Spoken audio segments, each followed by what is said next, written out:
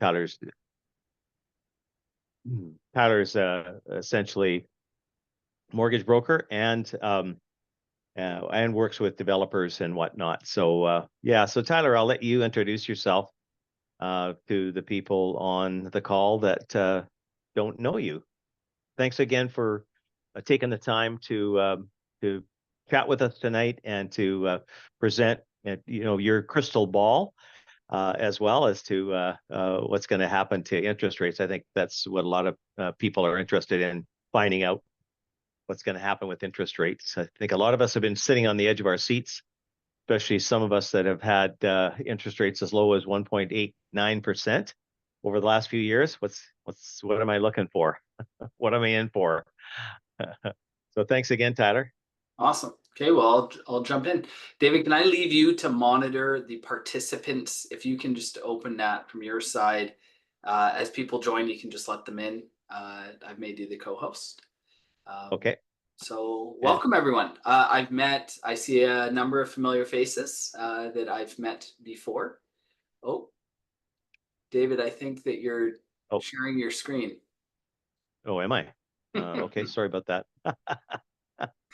Hang on a second. I'll try my best to.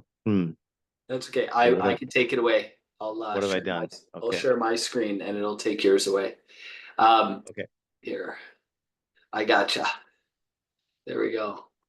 Okay. So I'm the CEO of the Designer Capital Group of companies. I've been in the mortgage and finance industry for 20 years. I started selling shoes and I sold shoes to the vice president of the Bank of Montreal when I was 20 years old.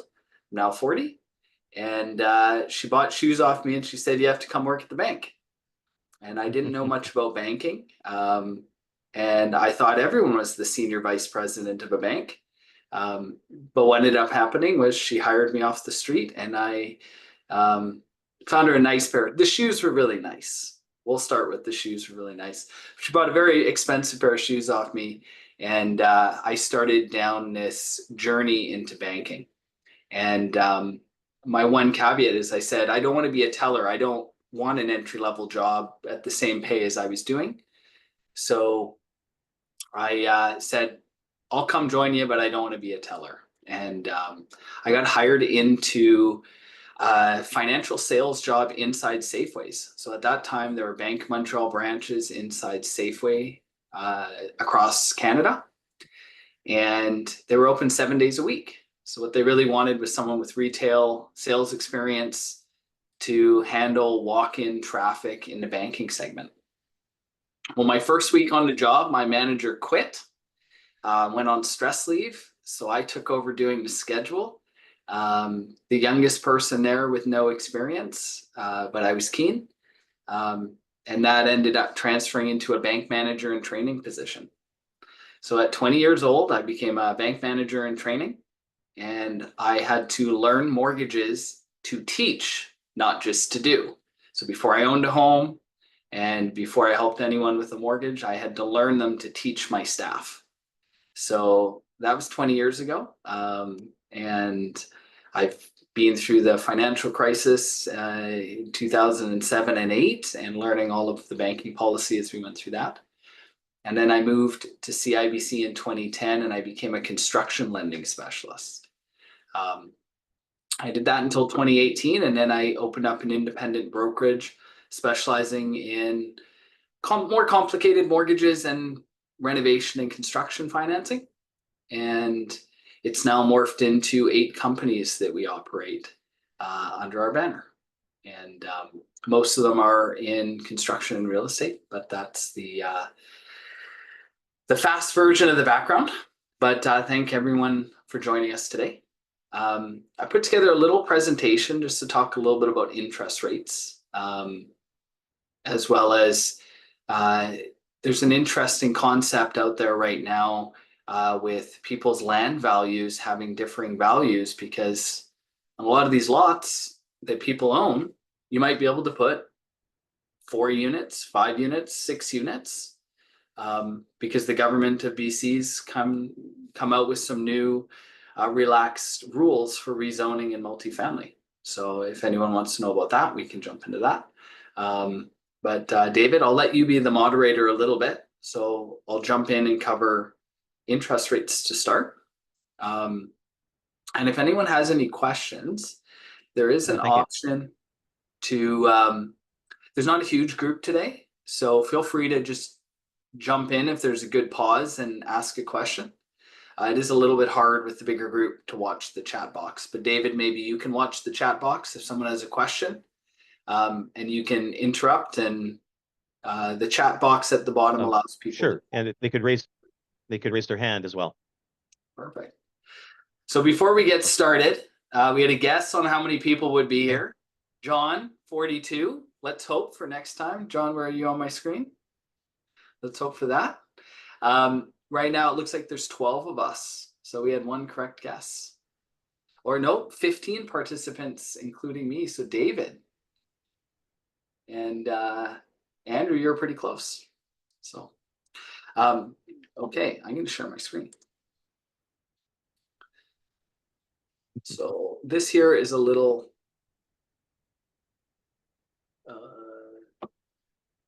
deck. So this is Designer Capital. Designer Capital is our mortgage brokerage. We do own some other companies, as well as some development project companies that we have. One of them is Designer Insurance Services.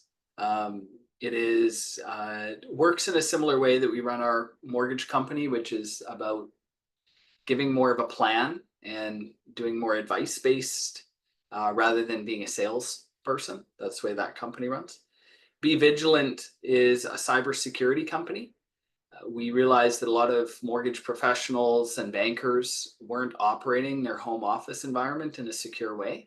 So we opened up our own cybersecurity consulting company, and we help other mortgage brokers to become safe.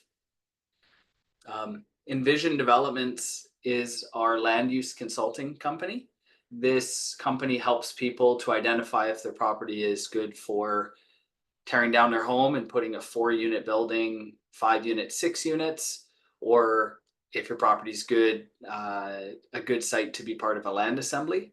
We do land use consulting. And then because we wanted to get our hands a little bit more knowledgeable about the construction pricing, the cost of materials, the cost to build buildings, we got involved on a partial ownership level of a commercial construction company, and that's DC Concrete and Framing. So that's us, and those are the hats that I wear on the most part. I co-own the group of companies with my majority partner, Ben Rutledge. He's more of an exciting guy to connect with. He's an Olympic gold medalist. He was a part of the men's 8 rowing team. He's also a giant. He's about 6'7", 6'8". So very humbling to come in and stand beside him. This is just some notes about our company. I'll pass by those. And this is just a note that says these are the types of financing we predominantly do. I'll come back to this slide. This is just showing some of the banks out there that do different types of lending, and we can have a chat a little bit later if anyone wants to know about some options, or we want to get into chatting about what banks specialize in what. And this is just a little bit of our process that we work with. For those people who are my clients or that have gone through or connected with me in the past, I'm not the only person who helps in the process. We have a process, and I do step 3, which is designing the plan for people, and then we have staff that do the rest. But down to the slide of the moment, I've got 3 slides just to chat a little bit about interest rates. Now, it's pretty small, and I'll blow it up if I'm going into any of the details on it, but this slide here just talks about fixed versus variable funding costs. So we had a Bank of Canada announcement on July 24th. That was the date. And we dropped prime rate another 0.25% in Canada. And that's brought us down to the government's overnight rate is at 4.5%. And the prime rate that banks are lending out is 6.7. And they dropped rates again on June 5th to 4.75%, and that's that little mark here. And then before that, the rate had stayed flat at this 5% for the past almost year, because it was last June and July that they had gone up the last couple times. So the last time we had an increase was prior to September of 2023, when it went up 0.5%. What this chart talks about is these are variable rates, and these squiggly lines that look like Christmas lights, these are the bonds. And some people say bonds are dropping, mortgage rates will follow. This is a little illustration of the different funding sources that banks use to fund fixed rate mortgages. And we can get into a little bit of a conversation about that. One thing just to cover is interest rates are a little bit of a bet that the banks are making. Meeting. I gotta. And the right now, when the government makes an announcement or has a Bank of Canada meeting, there causes quite a fluctuation in the funding sources for fixed rate mortgages. So I'm going to just quickly share my screen again and talk a little bit about fixed rates. So I'm going to go into some predictions on rates in a moment, but I'm going to come back to this chart, but I'm going to go down to this one for a sec. So this here are fixed rate mortgages versus bond yields. So these charts down here show the cost of money, and they've fluctuated. So the yellow line is the 10-year Government of Canada bond. The blue line is the 5-year Government of Canada bond. The green line is the 10-year Canadian mortgage bond. And the red line is the 5-year Canadian mortgage bond. These lines fluctuate. One thing you'll notice is they all kind of have a very similar shape. The volatility and the drops and the peaks kind of loosely follow each other, so they're fairly close. These lines represent the funding sources for fixed rate mortgages. So the red line being the Canadian mortgage bond for 5 years, the bank would buy this money and then lend it out to you on a 5-year fixed mortgage. So over the last year, it's moved quite a bit. It's been as high as about 4.75%, and it's been as low as about 3.25% in the last couple weeks. So that's a 1.5% change in the last 12 months that we've seen in the underlying cost of a mortgage. When someone's getting a fixed rate mortgage, it's common that banks hold your interest rate for up to about 120 days. So these lines right here are roughly 120 days in length over the graph. And this first line is representing someone who would have gotten a 120-day rate hold in March of 2024. So let's say they went in, they talked to a mortgage broker, a bank, and they got a rate hold. Well, there were some rates out there at 4.99%. And let's say they got a rate hold of 4.99% for a 5-year fixed mortgage in March of 2024. This is the rate that they're held for this period of time. The bank itself doesn't actually buy your mortgage money on the day they put the rate hold on. They just look at it and they go, hey, if we funded this mortgage today, we'd make from here to here in spread. So 5% roughly, 3.75, they're making about 1.25% spread for 5 years. They do have some overhead. They pay mortgage brokers or bank staff to originate the mortgage, and they pay some underwriting to write it. But they look at it and their target is to make about 1.25%. However, they don't know when they give you a rate hold, when in this line are you actually going to buy a home? You might buy the home right here, 30 days in or 45 days in. David, you're muted right now, but any guess at what the average from the time someone gets pre-qualified to the time they complete on a home? Any idea? Guess of an average? Between the time they get pre-qualified and they buy? Yeah. I'm going to say 2 months. 2 months? Okay. What about when they write an offer to they close? How about that time frame? Well, that's usually at least 2 months. Yeah. Yeah, so maybe, yeah, so I guess it's gonna be 4 months then, probably, Yeah, and that's why ideally. that's kind of a comfortable range. You get pre-qualified, you look for about 2 months, and then you have about 2 months from the time you write your offer till you close on the property. That's a very Victoria speed. In other areas of the province, it's much quicker. I have some very close friends who are mortgage professionals up in Prince George, and the average time that they have is 3 weeks. 2 weeks for financing conditions, and 1 week to close from the day they remove subjects. The reason they do that is home prices are still really inexpensive, where 1 month's rent could make or break their down payment, because almost all of their homes can be purchased with 5% down. So 5% down of $10,000, if they had to pay their $3,000 in rent, that's a third of their down payment. So they are trying to close quickly. So it's a very rapid market. Here it's a very expensive climate, so people take a lot longer to close. So going back to this chart that we're looking at, if a bank was to do 120-day rate holds starting on this in March sometime at 4.99, the bank could make a margin of 1.25% if you funded right away.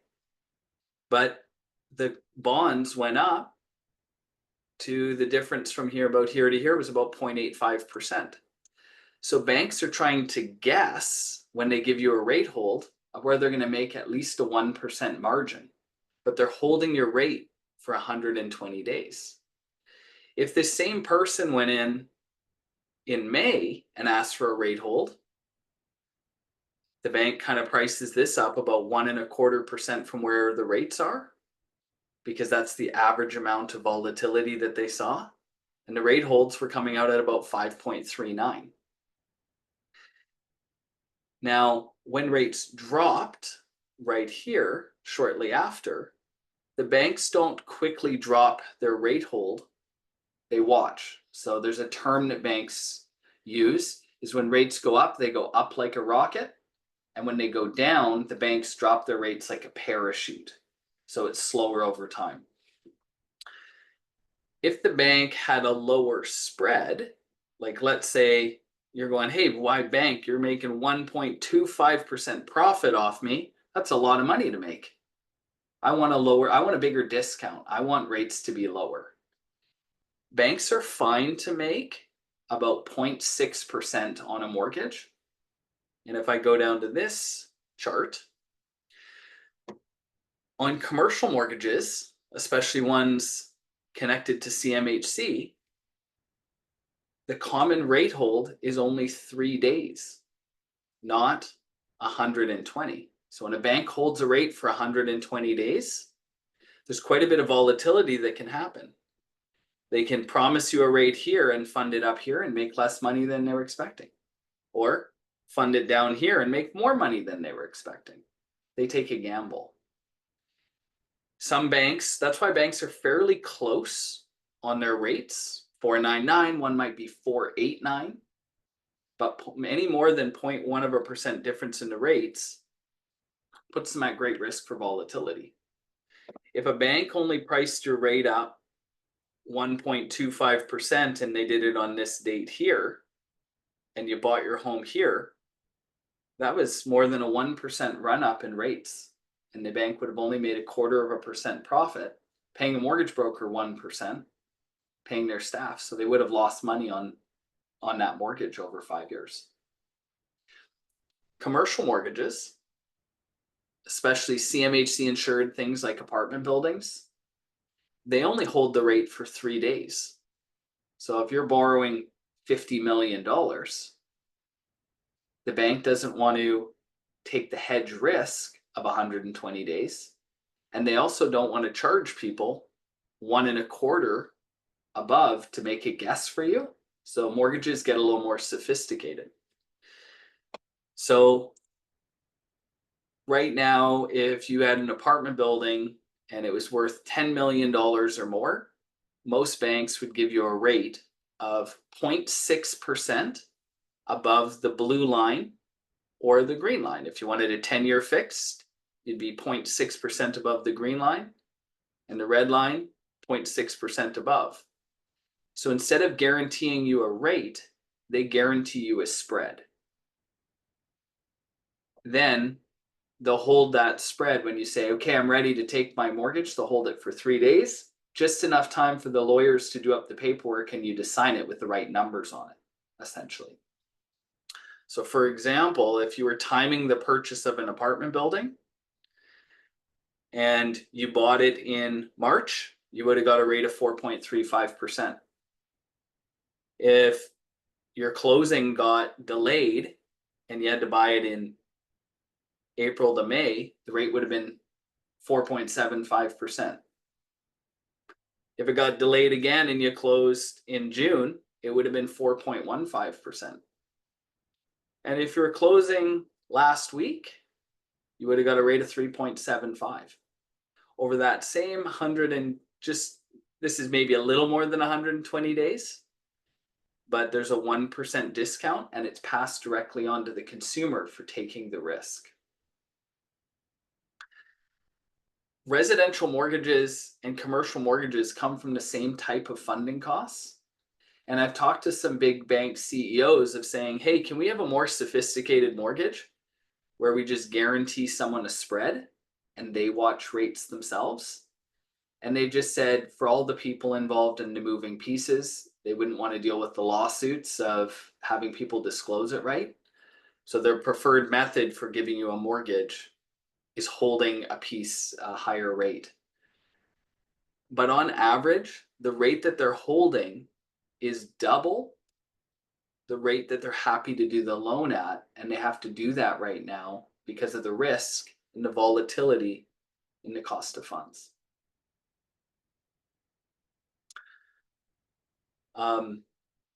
Any questions on that before I move on from the group? Are you going to get to your predictions of what's going to happen between now and the end of the year? Perfect. Let's jump into that.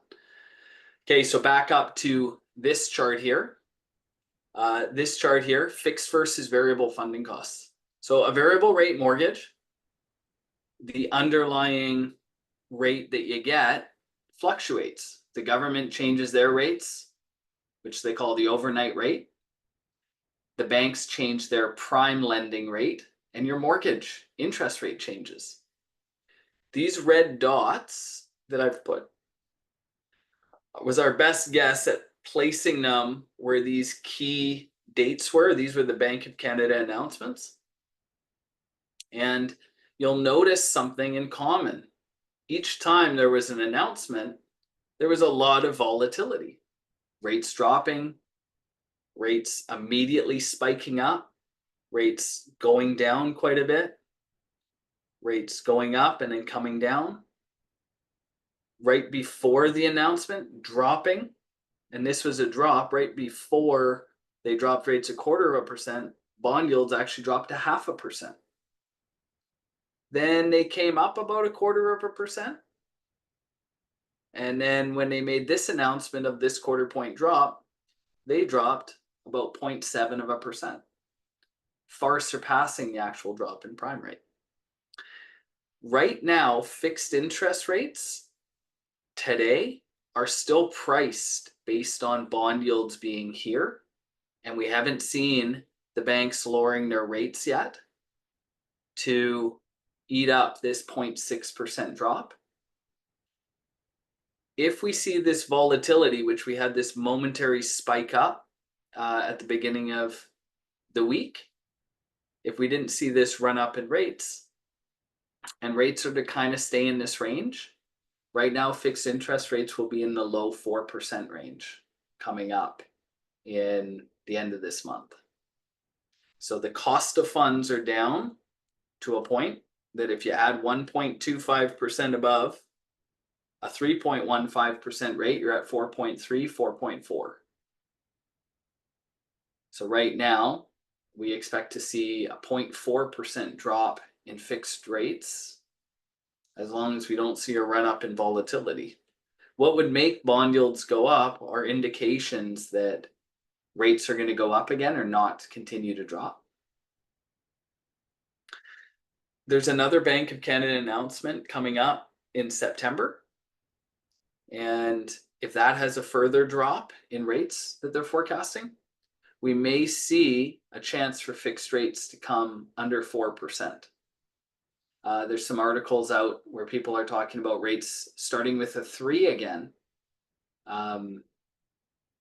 mid-September to October. There was a report out today on the bank's prediction of interest rates on prime, and they've talked about another 0.5% potentially coming off of prime rate this year, or the Government of Canada overnight rate, which would probably correspond in rates being into that 3.79 range, 3.75 range. When asked about my prediction on where rates will go, I've often just looked backwards at before COVID times. There was quantitative easing from financial crash in the US, and there was money injected in. And when they removed all the quantitative easing, we saw the high point of rates hit with our previous stable economy before COVID was about 3.59, 3.69% was where fixed rates were for a period of time before there was any government intervention. And I have always believed that that's probably the normal we'll return back to, is mid 3% fixed interest rates and variable rates below that, because normally a variable rate is lower than a fixed rate and you pay a premium to have the security of a fixed interest rate. Rates have been inverted for more than 2 years, where short-term mortgages and variable are more expensive than longer-term fixed rates. And if I go to that chart, you're actually seeing some normalizing of it. If you look at this yellow line way back 1 year ago, that's the 10-year Government of Canada bond versus the 5-year GOC, Government of Canada. And there is about almost Change your screen better. Yeah, there you go. Almost a 0.4% drop between. The 10-year was lower. Now the 10-year is actually higher by about 0.1%. So it went from being reversed to going the other direction. So we've seen it invert back, where the 10-year money is more expensive than the 5-year money. And 1 year ago, it was opposite. So it's about a 0.5% shift that we've seen. As this volatility's gone on, the yellow line's now above when it was quite a bit lower before. What to do with your mortgage? Yellow's the bond line? Yeah, yellow's the Government of Canada 10-year bond. Okay. And it was close to 0.5% cheaper a year ago to have a 10-year bond than a 5-year bond, meaning you got less interest for longer, lower interest rates for the longer you locked in your mortgage, versus normally it's the longer you lock in for, the more you expect to pay. And we're starting to see that trend reverse. I know other people probably have some questions, but I'm just wondering, like variable rates were always lower, and then something happened, and then all of a sudden they were higher. They were inverted, I think is the term that you used, right? Yes. Can you kind of explain that? And do you think that variable rate will, in the future going forward, will be consistently lower than fixed rates again? Well, the first thing I'm going to say is the information we get on variable rates is often, what's the word? It was used in World War II a lot. Propaganda, that's the word. There's a lot of propaganda around rates, because when information comes out saying that rates are going to come down a certain amount, there's a lot of people who make bets on the economy and maybe start overspending. So there was a lot of comments just recently that get used to rates staying high for longer. And then 3 weeks later, they were talking about dropping them. So there's going to be a lot of mixed information coming out. Normally, though, variable rates in the 20 years I've been working in mortgages are normally about 0.5% cheaper than a 5-year fixed. A 5-year variable is 0.5% cheaper than a 5-year fixed is kind of the normal. Where if you take a 5-year fixed, you pay about 0.5% more for the security that your rate won't go out throughout your term. And you get about 0.5% discount for going in a variable. Right now, variable rates are around 6%. Is a good variable rate, prime minus 70. As banks notice that there's a higher likelihood that prime's dropping, they've been shrinking their discounts. A month ago, you could get prime minus 0.9 at a lot of places. And now prime minus 0.7 is more normal. So you got a variable rate today at most banks, 6%. Fixed rate, most banks, 3-year fixed, 4.85, 4.75% if someone's taking a 5-year fixed. So it's 1.25% cheaper to lock in your mortgage right now than to take a variable. If it was normally 0.5% in the other direction, things are still out of whack by about 1.75%. And they've talked about variable rates coming down another 1.5% before the end of 2025. And there's some economists saying that they think prime rate will go down further than that. So what will probably happen is we'll start to see variable rates come down, but as they come down, fixed rates won't continue to go down quite as far, quite as fast. And we'll probably see fixed rates kind of stop in that 3.5% range, and variable mortgage rates. If the Bank of Canada goes down to 3%, another 1.5% from today, and we see bigger spreads come back, we'll probably see variable rates in the 3.5-4 range. And we'll probably see fixed rates in the 3.5 range into early 2025. Now, there could be another war. There could be more jobs numbers. There could be some big changes with tax rules and things that impact inflation and take some of the pressure off what they have to do with interest rates. But the US has just announced that they're going to start taking some action with their interest rates. And that's the other thing that's stopping prime rate from coming down quicker and Canada acting independently.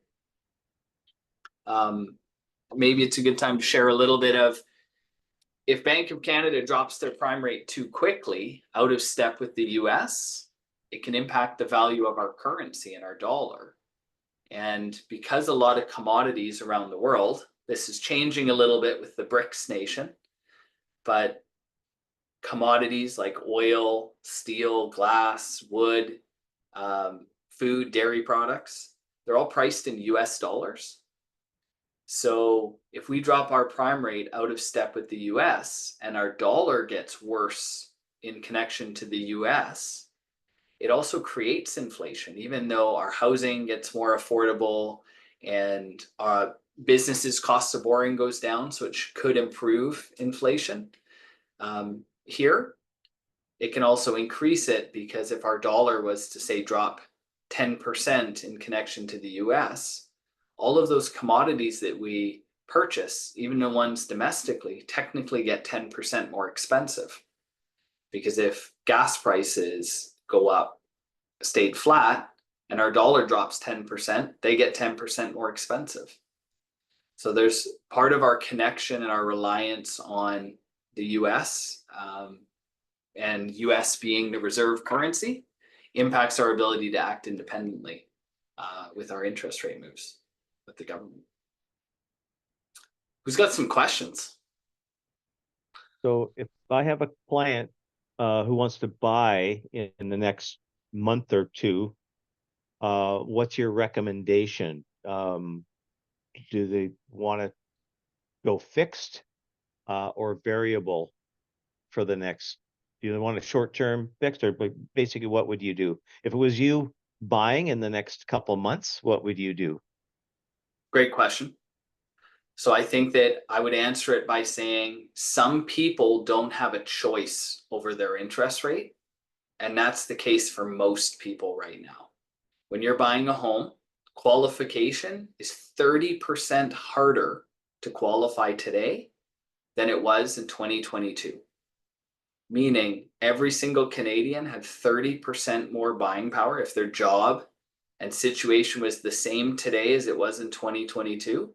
You have 30% less borrowing power because you have a stress test, and your stress test is 2% above rates. Well, if you're taking a 6% variable, you're qualifying at 8%, 2% above that. In 2022, you were qualifying at 479. 479 versus 8% is a big increase in the rate you're qualifying at, and translates into about a 30% decrease in your borrowing power. So put that into real numbers. 2021, 2022, you were pre-qualified for $1 million mortgage. You now qualify for 700,000. So a lot of people are struggling to qualify when they're for the same homes that they easily qualified for. The thing is, your qualification limit in 2012, 13, 14, and 15 was much higher than it is now because there was no stress test.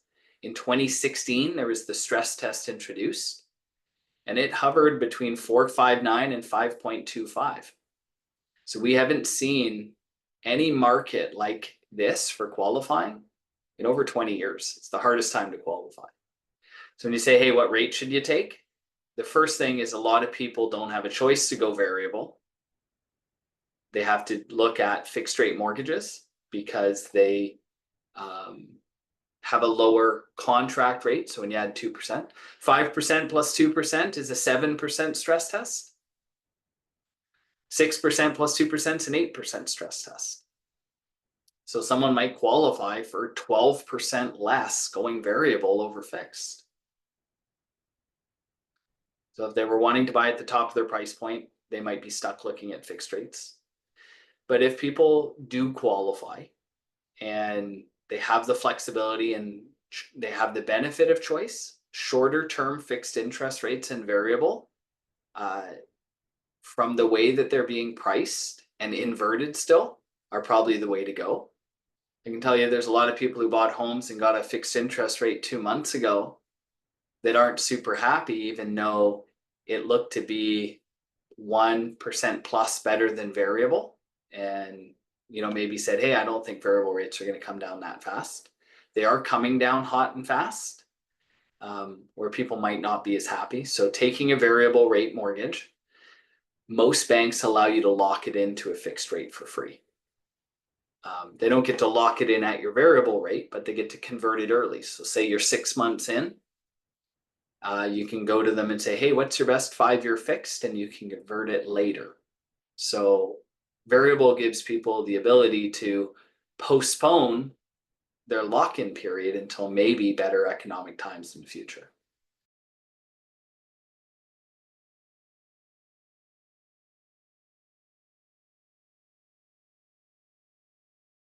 Oh, Sorry, I got Tyler, I muted. think I muted you. Sorry. My fault. That's okay. You How were muted long when can you you were talking.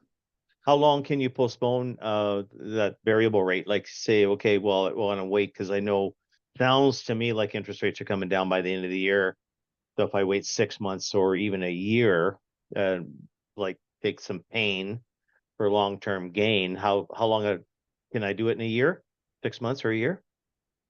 So different banks have different policies, but let's pick on the big five. The big five banks, you can lock in a variable rate at any time, and most of them have the same rule. You can lock in and convert a variable rate to a fixed rate of whatever amount of time you have left or longer. So if you have 5 years, get a 5-year variable, and you still have 5 years left, you can lock into a 5-year, 7-year, or 10-year fixed. A year in, when you have 4 years left, you can lock into a 4-year, 5-year, 7-year, or 10-year. You got 2 years left, you can lock into a 2-year, 3-year, 4-year, 5-year, 7-year, 10-year. So you can lock in and convert anytime. You don't have to wait all the way to your renewal. So 2 strategies we look at doing.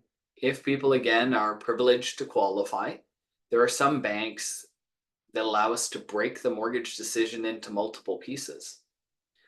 So some banks might offer a little bit lower variable rate right now. I was helping a couple yesterday. They're up for renewal and they're trying to make a decision. The choice was I could take them to TD Bank. They had a really good variable rate mortgage or fixed rates. Both were competitive, but they do their mortgages one piece. And it was about an $800,000 mortgage. Or Scotiabank has a product that we can use to break the decision into multiple pieces. They owe $800,000 on their mortgage. It's a big deal. They're coming up for renewal because their payments are going way up. So going all variable at 6% gives them a really high payment out of the gates. So what we looked at doing was doing $300,000 as a 3-year fixed at 4.8%. And then we split the variable, the remaining 500,000, instead of giving them one variable, I split it into 2. So they got 3 mortgages, all with the same payment date. The reason we did that is it's just like having one mortgage, but on $300,000 of the balance, they're paying 4.8%. I think it was actually 4.85 was the rate at the time that was approved. And then they have a variable at 6%, but instead of doing one variable for 500 grand, I broke it into 2. The reason I did 250, 250, and 300 is at some point I meet with clients regularly after they take a mortgage, especially when they take variable. We're going to have a meeting again, maybe in October and November, and they're going to look at maybe locking in $500,000 of variable. Well, rather than have it be one large $500,000 decision, we've broken it into 2. Because what I'm worried about is a lot of people going, rates have come down this far. You're still paying more. Say their rate's gone from 6% down to 5.25%. And the prevailing interest rates for fixed are 4%. They might go, let's hold out longer when they're making a $500,000 decision. But by doing this strategy, they can lock in, say, another 250 and go, well, I'm going to take that 4% now. And then they can let the 250 ride a little bit longer and watch it. So by breaking it up, it's kind of like dollar cost averaging. When you buy investments, you can kind of buy it at a different pace. Again, it's a slightly more complicated product. You can't do it when you're a first-time home buyer. You're buying with less than 20% down, but different products and strategies can work out. Right now, it's a tough decision to make with interest rates because they're all bad. All interest rates are high, and there's a lot of evidence that they're going to be coming down and news that they should be coming down. We don't know how far and how quickly. From the graph, it looks like 0.4% should be able to come off soon on fixed interest rates. But after that, we really don't know what's going to happen and how quickly. Anyone have any more interest rate questions? Awesome strategy. Wendy, you've got a question. What was it? Yeah, I was just earlier you were talking about 479 and a run of 3 numbers, and I didn't quite catch what that was. Was this when I was breaking up the mortgage into the 3 pieces, Wendy? I think it was before that. It's okay. I think it was. I left it too long. Maybe the spread between bonds and current rates and variable. Yeah. So right now, I've heard the other thing when you're negotiating your mortgage, we often go back and revisit it right before funding. So we watch. And I know what it was. Yeah. Tyler, it was the stress test. Yes. That's what it was. You were talking about the stress test, and I didn't really understand the run of the 3 different numbers. So the original rules that came out in 2016 were that you had to qualify at an interest rate set by the Bank of Canada quarterly or twice per year. And that rate got set at 4.79%. And then they'd come back and meet at 4.89. Right. And that was the minimum rate you had to qualify at.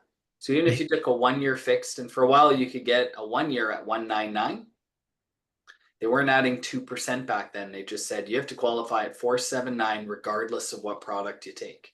Right. Okay, I got it. Thank you. Because Van City I just talked with them today, and they do 2%. Yeah. 2% above your contract rate. Yeah. Van City's actually got some really cool things that if you have an existing mortgage, yeah, and you already have it, they don't have to stress test it. They have an ability to apply to not stress test when you're moving your mortgage to them. Oh, when you're moving it to them. Yeah, if you say qualified your mortgage was at CIBC for $500,000, Mm-hmm. and you wanted to move your $500,000 mortgage, they don't require you to stress test it when making a change. That's interesting. Because you stress tested when you got it, you can move it over. You still have to qualify, but you qualify at their normal rate today. So if it's 5%, you qualify at 5%, not 7%. Right, but so I already have a mortgage with them, and I'm getting a new one, and potentially, and they're making me do the stress test. Yeah. There is a bank not doing a stress test still, which is Interior Savings. Right. It's the largest credit union in BC, and they don't use a stress test at all. A big part is the stress test is a measure to make sure people can afford their payments if they went up. And it was a really good idea, making sure everyone could qualify at 479. That's what's keeping our economy safe. Because there are a lot of rates now at 479 is where they're at. And they went as high. I sadly locked in my mortgage at a terrible time. My mortgage came up for renewal in February. And I took a 2-year fixed at 6.8%. Ouch. So I really just wanted to feel all the pain of everyone who took a high rate mortgage at the time, and I wanted to jump in with everyone else. But in terms of the stress test, that's the hardest thing that's impacting the economy. Is the qualification is much harder. Home prices are up, and even in 2019, when home prices weren't as high, people qualified. People qualified for 40% more, 30% more than they do today. Yeah. Huh. Looks like Judith has a question, Tyler. Yeah. Hi, everyone. Hi, Tyler. Hello. Thank you so much for your time today. Yeah. So I wanted to know, are the credit union better in terms of rates than the commercial banks? Great question. Yes and no. Okay. So credit unions have an advantage with deposits where they have an unlimited deposit guarantee at certain times. There's something called CDIC insurance. Low raise of hands. Anyone heard of CDIC? It's the insurance you have on your deposits. And there's a limit of $100,000 per account at a traditional bank. You can get insurance on your deposits. It was important that people had deposit coverage in the US. There was a bank that went under and a lot of people almost lost their deposits. That's the money you have in your savings account. And the government, to make credit unions more competitive, gave an unlimited guarantee of CDIC coverage under credit unions. So people could have more deposits at a credit union safe than at a big bank. And in times when people have a lot of savings, they can store them at credit unions, which means the credit unions actually have a cheaper source for funding their mortgage, which is the deposits they have. If you think back a couple of years, we were getting like 0.25% was a good interest rate on a GIC or a savings account.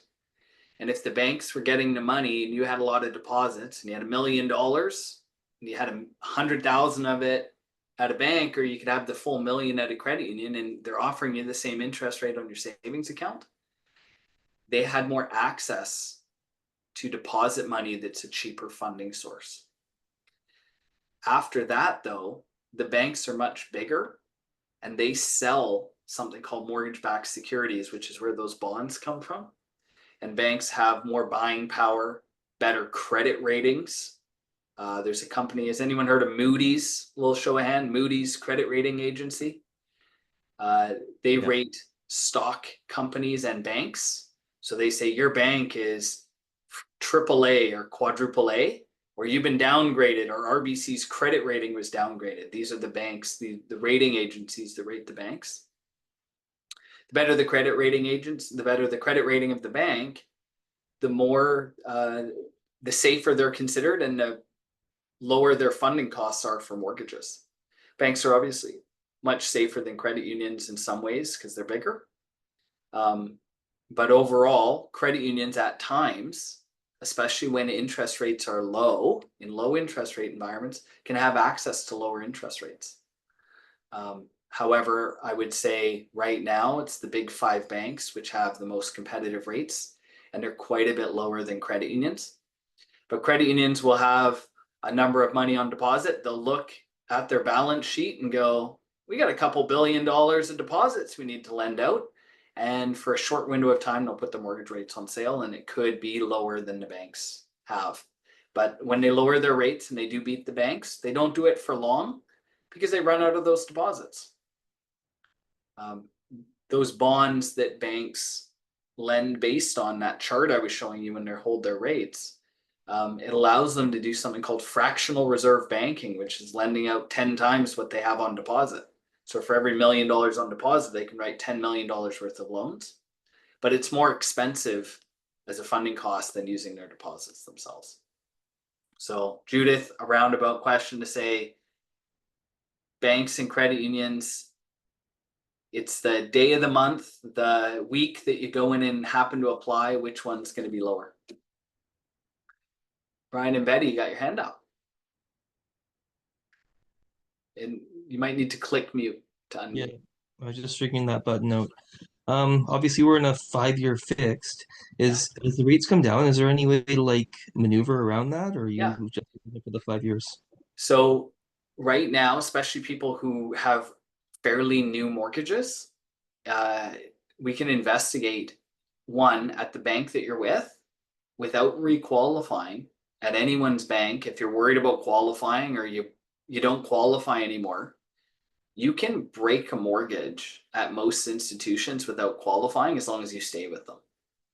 So let's say you took a 5-year fix because you had to qualify and you break it. Most mortgages still right now would only have a 3-month interest penalty, especially if you recently got it. You pay the 3-month interest penalty and you could probably just convert into a variable or a 1-year or 2-year, take a different term. You pay the penalty, you don't have to requalify. They treat it just like you're coming up for renewal, but they charge you a penalty to do it. They don't collect any documents. To switch banks and to go and get a more competitive rate somewhere else, you still pay the penalty, but that does require qualifying. So if you wanted to look at that, you guys could reach out to me. I am on holidays till Saturday, but if you email my staff, they can look at that for you and tell you what your rate is and what rates are today. And it might be like, hey, you got a 3-month interest penalty. We could do the math on it. What is that? And would it make sense to get a lower rate? Lower rate means lower payment, which is good. But you do have a penalty to go from a fixed to a fixed. We'll let you enjoy your holiday first. Yeah. George, you have a question? Yeah, I've got a question about the 4-month rate hold. Yes. And I'm a property manager. I manage lots of rental properties. So the rule has always been if somebody else owns a house and I have a tenant in that house and the owner sells the house, the purchaser can require we give the tenant notice, and they need 2 months clear notice to leave. The government, in their wisdom is not the right word, but they decided that they would increase that to 4 months. And then they had a big backlash from property management companies and owners say, why are you doing this? You're upsetting the apple cart. Oh, okay, well, we'll change it to 3 months. And then last week they decided, well, unless you're the owner moving back in, then it'll still be 4 months notice. Yeah. And the reason they say that they're doing this is to help tenants. They don't help tenants because you know, the tenants only have to give 10 days notice. They can move out, go across the street and pay $500 a month more rent for the same house because house prices have gone up in the last few years. So if somebody was buying a house with a tenant in it, Yeah. and they don't want to plug into their mortgage until the house is empty so they can move into an empty house. So they're 2 months, you're using your example, they're 2 months finding the house, then they're 4 months closing on the deal, they're 6 months, their 4 month rate hold goes out the window. Yeah. Are you what in your industry, what are you and I guess David as well, are you discouraging people from buying houses with renters or just buy from an owner occupier? Like, what adjustments do you have to make to, or I mean, is the bank considering making the rate holds longer? Like the government is doing things without thinking. I'm pretty sure. Totally. I don't want to say because I don't know who works for the government here, and I don't want to get any poison pen letters, but it's rare, you know, it's frustrating for us as property managers. It's got to be really frustrating for realtors and for mortgage brokers. You're doing all this work only to find out that, I mean, if rates go down, that's great, and it looks like I mean, I think everybody here thinks that they're going to go down a little bit more this year. But what if this was 2 years ago and you do this and then every time you turn around, rates go up? Totally. Yeah. Well, thanks for bringing that up. That's a really important thing. One, there are banks that are easier to work with. The first thing to note is there's a big difference between a rate hold and being qualified. The documentation that you provide when you buy a home is only good for a very short window of time. Your pay stub, your job letter, you could quit your job. If you had to wait 6 months, George, like you said, you know, some people have only been at their job 6 months. They might be on a whole nother job by then. Or, you know, a lot of things can change. So it's a huge period of time. So your documentation's really only good for 30 days. So when you're buying a home, you collect it. You know, as a mortgage professional, we do the best job of collecting what we can. But a pay stub is going to be outdated after 30 days while you're shopping. So there's certain documents you have to re-request. However, when you write an offer on a home and the bank actually knows what home you're buying, because when you're pre-qualified, they're holding a rate, they have no clue what house you're buying. Could be a cottage, could be a condo, could be a townhouse, could be a home that's falling down or a brand new one. They don't have any clue. So when your deal goes live, the bank reviews all of your information and they want to see everything within kind of a 30-day window. They want to see your job letter within 30 days of that date, the date that you go live. Most banks then will give us the ability to extend the rate 120 days from that date. But we have a choice. Do we do that? And what is the prevailing rate? And what is your rate hold? If it was an increasing rate environment, the banks go, no, we want that thing to die. We want your rate gone. We don't want to have to fund that. They look at it and they go, they don't want to extend it. So they don't normally extend it.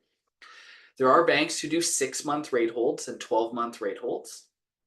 But if you can imagine, they're not going to give you a 1.25% guess above funding costs. They're going to have to mark it way up even more. So when someone's buying a condo, you can get a 2 and a 3 year rate hold on a new construction condo. But they would probably mark it up 2.5% above current funding costs. So if you bought one when rates were 1.89, you might have a locked in rate of 3.69, which is great now, but was terrible back then. So banks do hold rates longer, and that is something. But there's a change coming, just in the general feeling and sense of the government wants rental properties to be multifamily buildings. And the rules for a purpose-built rental are different than the rules for a single-family home or a single-unit condo or townhouse. So if you have a purpose-built rental of 4 units or more, the term purpose-built rental is a little bit gray. You actually can't give someone owner-occupied notice and kick them out for wanting to live in one suite. So the rules change on tenancies and it becomes safer. That's 5+ more units, right?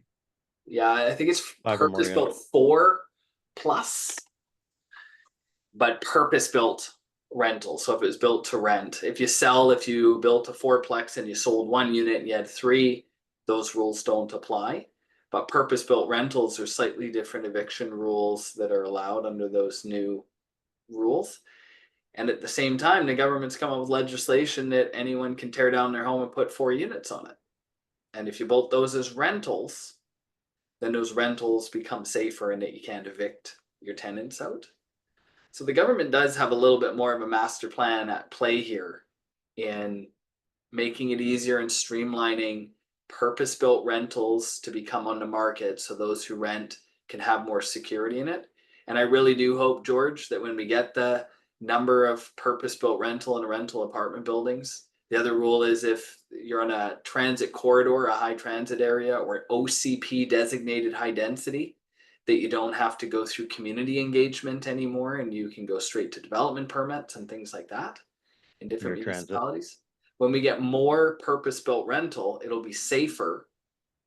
And then they'll probably hopefully back off those rules around notice periods back to what they were. But right now we don't have enough purpose-built rentals for people to live in. So a lot of people still occupy basement suites and upstairs as residential homes.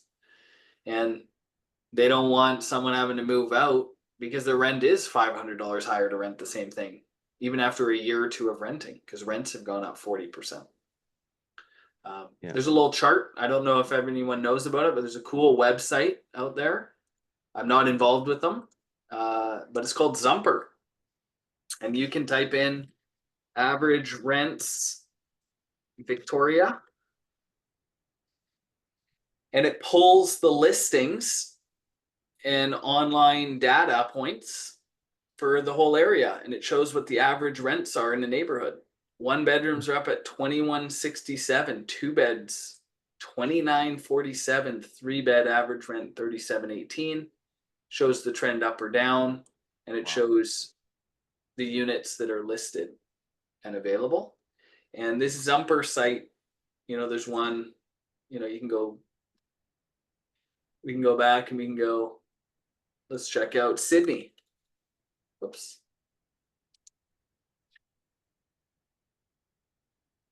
Sydney, BC. And whoops, did it take me to Sydney? Oh yeah, it did. So this is Sydney's info. So 2-bedroom, 2,600, 3-bed, 4-bed. So you can kind of get some data on it and see comparables to see. But these are super high. Now, George, you're in the property management business. The word on the street is that we're seeing those come down a little bit. People are starting to give away first month rent free and some things like that, where we're starting to see a more competitive rental market right now. But yes, these new rules are complicating purchases, especially if you're buying with less than 20% down. They require the owner to occupy a suite and to have vacant possession on at least one of the units. And that's because the rules are for homes less than 20% down, they're only for owner occupied use. And those rules and timelines could really impact someone's rate hold for sure. So there is some definite feedback there. Any other questions? I love this conversation so far. I was going to just bring up the fact that we're a little bit an hour and 10 minutes, and I just want to respect everyone's time. And I would love to do this again next month. Tyler, are you willing to do this in about a month again? Sure. We'll cover some of the other topics. Yeah, one that we haven't is maybe helping understand people's land itself. That's a pretty hot topic right now that I'm chatting with a lot of people. How is your land evaluated by a developer? What is the underlying land that your home is on worth? And how to study that. I've got a presentation on that that might be helpful. Or if there's anything else that people would like a little more insights on, please email David and ask, and we can cover anything that he'd like. Yes, please. And I noticed Robert was on. I have to admit I screwed up, and when I put out my invitation in my newsletter, I put down Wednesday, August 13th. So some people actually marked Wednesday for the call. So we missed a few people, unfortunately, tonight. My mistake. So my apologies for that. So I'll be more fastidious next time I put out the call. But so John may yeah. have won his bet after all at 42. So it's David's fault that he didn't win. Yeah. John was closer to what it should have been. Yeah. Stephanie, did you have any questions for Tyler tonight? No, Tyler, you're just such a wealth of information. No, I just want to thank you for tonight, and yeah, I'm fairly new to all this, and it's a lot to take in at once, but I'm doing my best. That's Yeah. funny. Yeah, no, not off the top. Thanks. Kind of like drinking like out of a fire hose sometimes when you're around Tyler, right? Yeah, it's great. My one piece of advice that I slim things down that I'll leave with is I've been watching and studying real estate for a long time, and you want to be a lemming in real estate. You know, most of the time people say don't be a lemming. You know, those rodents that all get in a pack and they run off the cliff. You want to be right in the middle of the pack as a lemming in real estate. You don't want to be the first person necessarily. You definitely don't want to be the last people running off the cliff, but you want to be in the middle of the pack. So when you see the pack moving, the pack impacts real estate prices so much. You know, there was a run for people building apartment buildings. If you were in the middle of that pack, you made a lot of money. If you bought a home and you were in the middle of 2021, was kind of the middle of 2020, it started to go 2021. It was a great time. People still made money on those homes. Towards the end of 2022 was the end of the pack. So if you're seeing a trend, it doesn't mean you're too late. And often in real estate, if you can just put yourself in the middle of the pack with the lemmings, so watch what other people are doing. It's not necessarily about trying to spot an outside trend. It's about seeing and kind of putting yourself in the middle of the pack. Nice. Thank you. Judith has a question. Yeah, I have one more question. So I wanted, Tyler, I don't know if you could expatiate more on the off-taker thing. You know, some people say it's always better to be an off-taker. I mean, when they're still in the planning or the construction stage, you get to invest. And I don't know, is it usually cheaper when one do that? It's a great question. So when like pre-sale financing or investing when people are building, developers are required to, so first of all, if someone builds an apartment building, they don't really have to do anything. They get an assessment of what it would rent for, and the bank says it'll rent for X, you can get your financing. But if you're building in a 6-story condo tower in the same spot, you can put 100 units and you decide to do 100 condos instead of 100 rentals. A couple things change. You need a bigger down payment, 25% of the project cost instead of 5% right now on a rental. And then the other part is the bank normally goes, we want you to pre-sell 60 to 100% of the size of the loan. So if you're borrowing $25 million on a $50 million sellout of a building, they want to see you sell $25 million worth of units before the project starts. So the condo developer will look at all of their costs and mark it up 20% and then sell those units for 20% ahead of time. Now, the hope is that they sell them for more than that when the condo is closer to being purchased. People put their down payment down and they get to sit and watch the building go up in value over time. But the same thing can happen. The building could go down in value over that same period of time. Pre-sales are a requirement of a developer to meet their financing. And normally they don't want to drop the price, because if they drop the unit 10%, it impacts the appraisal of all the future units in the building. So they normally do other things like give you for a while, they were giving you a smart car if you bought a condo. They would give you a car, or prepay your strata fees for 5 years, or things like that. So there are definitely some incentives. And one thing, Judith, which might come up is we're going to need more condos, because right now most of the developments coming up around you and that you see are rental buildings, because the government changed the tax rules on buying pre-sales and flipping. So a lot of people aren't buying pre-sales right now. So developers go, I got this $10 million piece of land and it's approved, and the city took 3 years to say I could do something with it. Now I can put a 10-story building. I can't sell those condos right now, so I'm just going to build it as a rental and keep it. So what we're going to see is when the market gets flush with rentals, people are going to start wanting to build condos for sale again. And you probably will see some sort of pretty heavy incentives to get people to buy those units again. But a developer can't lose money. Their financing won't let them sell them, count a pre-sale, and sell it for 300 grand when it costs 400 grand to build. The only thing they can do is discount other things around it, like give you amenities or give you some other side benefits. Even if they wanted to lose money, they wouldn't count pre-sales at a price that was below the profit margin. They'd let them do it, but then they wouldn't give them the financing to finance the building.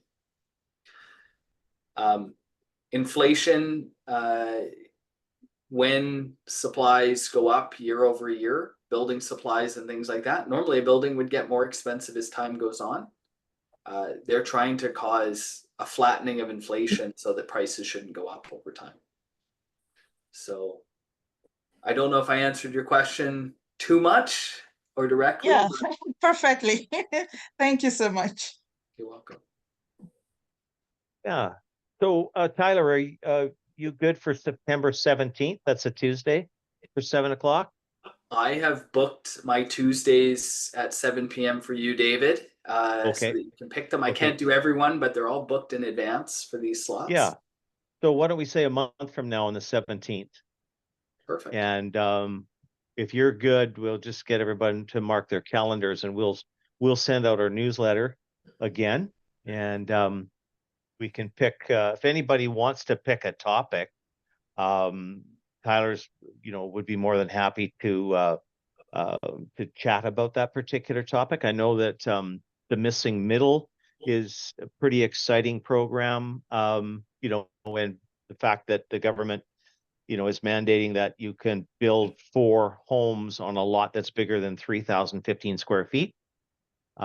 So that's exciting. Obviously there's some rules and regulations, and each municipality has some different criteria like parking and things like that. But I know that Tyler and I are working with one of our clients, one of my clients that's looking at doing a project of 6 units on the one lot that he purchased off me 10 years ago. So that's exciting for me to be involved in, and I'd love Tyler to be able to go through that type of process. Just to anybody that's interested in that, hopefully that's coming up soon, and maybe even on the 13th, we'll discuss some of that. Wonderful. Well, Or sorry, 17th. 17th, David. Here I go spouting wrong numbers already. Yeah, so September 17th. And it's a Tuesday, not a Wednesday. Tuesday, yeah. For everyone that joined us, thank you. I love being involved in finance and helping people to understand. I bought my first property when I was 22 years old, and I didn't have a full understanding of all of the options. And I bought a condo, and I probably would have bought a single family house if I just had more information. So made it my little bit of a mission to make sure I digest all the info. If we do end up chatting, I don't need to go into as high a level of technical detail if you don't want that, but we have a whole team. I do the planning piece within the team, and then the rest of my team does the details, so that I can have really high level conversations and talk about the how and the why, and then my staff do all of the work. So they're all fully licensed brokers and can help get things over the finish line. But I love talking about real estate. Even if you just have a question and you want to connect, and you have no plan on buying a home or doing anything, I like getting the information out to the people. As a big group is obviously a little bit more efficient, but if there are some questions one-off, feel free to reach out. Awesome. Yeah. So email me if you have any topics you want to cover. Other than that, I think just want to thank everyone for showing up tonight, and thanks for your time. I know, we're all busy people, and thank you, Tyler, for your time and energy and for your knowledge and just helping us, learn a little bit more and understand what's going on. So thank you, everyone. Thank you. Yeah, thank you. And thank you, David, for setting this up, and Tyler for all sharing all your wealth of information, and have a great holiday. Thank you. Thank you. Well deserved. Thank you. Brian, email me you. too. Yeah, I'll do that. I'll send you an email when you get back from your time off. We'll talk. If you send it ahead of time to staff, we'll start working on it and doing the research. They'll give me a prep, so when I come back, they'll have the answer ready for me. I'd like to ask you more questions about development and stuff as well. Okay, perfect. Well, then we'll connect next week. Thank you. You're Bye. welcome. Thank you. Take care.